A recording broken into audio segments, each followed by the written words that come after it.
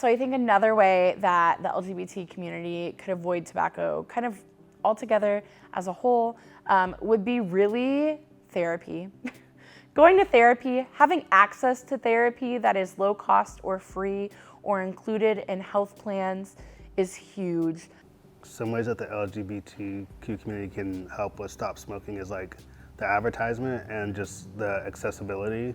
Also just like pushing other coping mechanisms of like mental health, counseling, like walking, driving, like doing other things that don't involve smoking.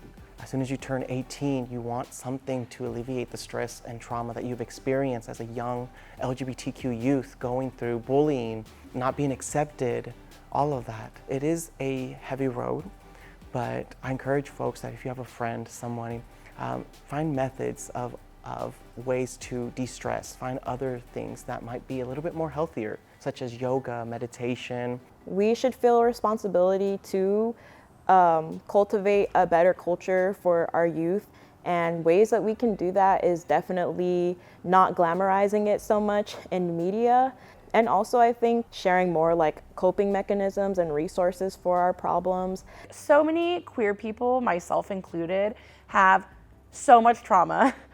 Trauma around being LGBT, trauma around other things in life, and like we are not given the tools to like figure that out, and we shouldn't have to figure it out on our own. And so I think that having therapeutic resources is huge, because again, for me, like that was a huge part of how I self-medicated. That was how I tried to control my own anxiety and depression, was by smoking.